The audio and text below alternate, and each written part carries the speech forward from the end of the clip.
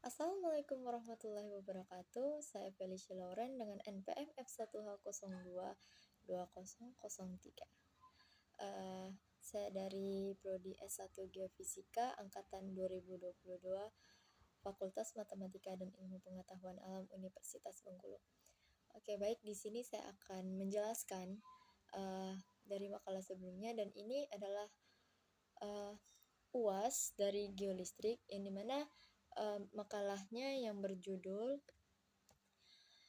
eksplorasi geolistrik air tanah di barat daerah Day Road, yaitu kegubernuran Asyut, Mesir, yang dimana di sini ada dosen pengampunya yaitu Bapak Halaudin SSI MT. Di sini saya akan menjelaskan yang dimana makalahnya yang tentang geolistrik. Geolistrik adalah merupakan salah satu metode geofisika yang mempelajari sifat aliran listrik, yang di dalamnya ada bagaimana cara mendeteksinya, yaitu di permukaan bumi. Oke, baik, aliran arus listrik yang mengalir di dalam tanah, yaitu melalui batuan-batuan dan sangat dipengaruhi oleh adanya air tanah dan garam yang terkandung di dalam batuan, serta hadirnya yang terdapat mineral, logam maupun panas yang cukup tinggi. Adapun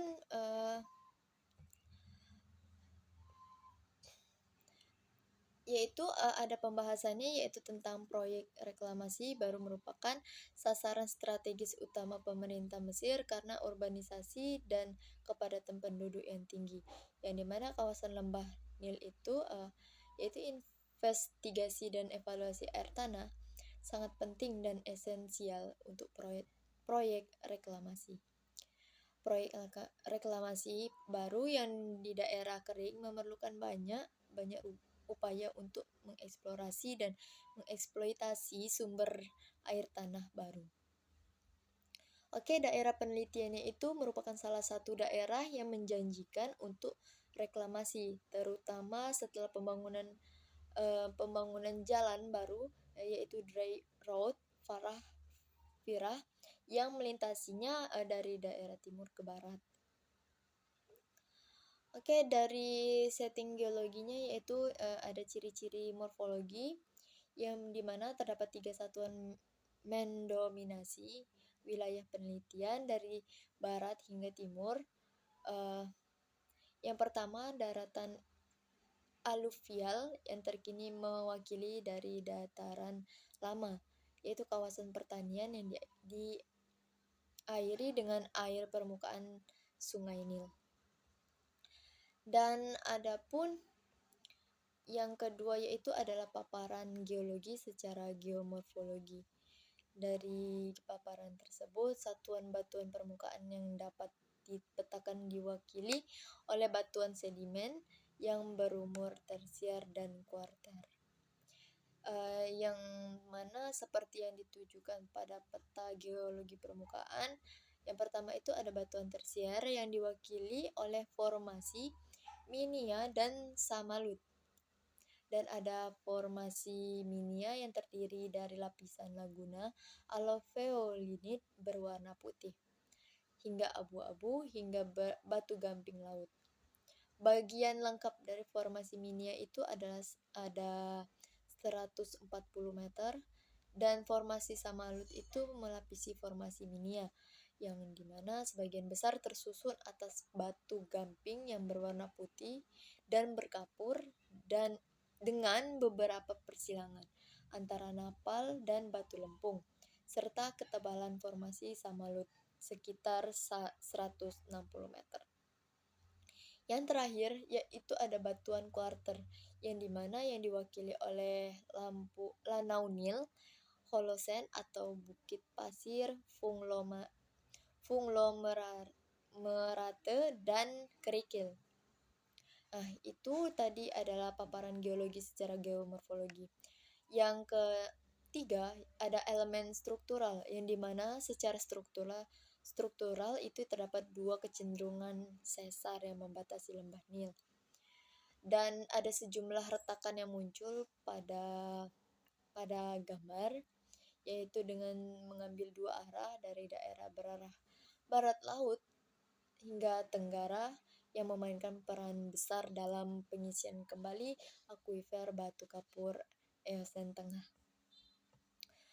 Oke, adapun bahan dan metodenya yaitu survei geolistrik dilakukan dengan menggunakan teknik Schlumberger, yaitu ada vertical electrical dan sounding yang atau disebut dengan FES pada bulan Maret 2016. Pada teknik ini dilakukan dan digunakan untuk berbagai studi eksplorasi air tanah. Oke, dari bunyi listrik vertikal yang diukur diinterpretasikan secara kualitatif dan kuantitatif untuk membangun metode geolistrik.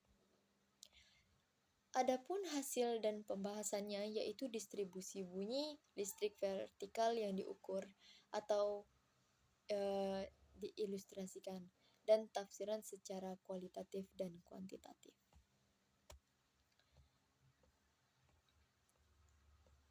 Oke, baik. Adapun dari pada peta atau data yang mana hasil interpretasi kualitatif yaitu meneliti jenis-jenis kurva resistivitas semu yang dikumpulkan, sejumlah kurva jenis dan peta resistivitas isoaparen pada pemisahan A/B/2 yang berbeda merupakan item utama untuk analisis kualitatif. Adapun jenis kurva suara resistivitas listrik yaitu nyata yang dikumpulkan memberikan dampak persiapan pada distribusi resistivitas di daerah dan yang mana persiapan tersebut adalah tempat yang kita teliti.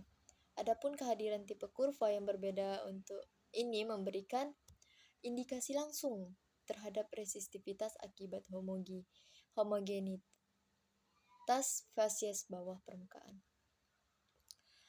Oke, baik. Adapun tipe kurva adalah KH yang diwakili oleh 3 kurva fase yang semuanya disajikan di kawasan lembah Nil yang di samping daratan tinggi batu kapur. Yang kedua yaitu ada peta kontur yang dimana resistivitas semu iso peta.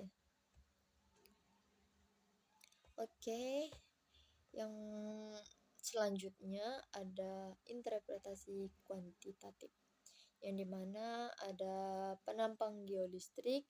Dari penampang geolistrik ini terbagi jadi lapisan geolistrik, lapisan geolistrik bagian barat Nil, ada yang jenis luas permukaannya, dan ada pun juga terdapat nilai resistivitasnya.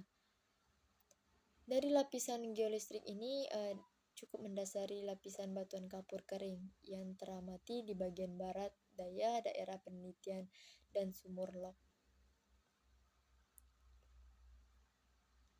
Oke, ada pun dan juga setting hidrogeologi dan aquifer quarter lapisan B dan aquifer Eosen lapisan H, dan ada juga peta kontur aquifer kedalaman hingga Eosen. Oke, kesimpulan dari yang saya jelaskan tadi, berdasarkan hasil analisis geolistrik terdapat 2 lapisan geolistrik yang dimana pembawa air B dan H yang mewakili aquifer air tanah. Hasil penelitian ini memberikan kesimpulan bahwa pertama, aquifer quarter lapisan B yang teramati sebagai jalur sempit di bagian barat lembah Nil dan terdiri dari pasir kerikil yang mengandung air dan mewakili perluasan aquifer quarter di wilayah penyelidikan. Dan kedua, aquifer berumur atau Eosen lapisan H mendominasi seluruh bagian wilayah studi dan mewakili akuifer utama, yang dimana akuifer ini yang terdiri dari batu gamping atau eosen yang mengandung air dan memiliki nilai resistivitas bervariasi antara 24 hingga 132 meter.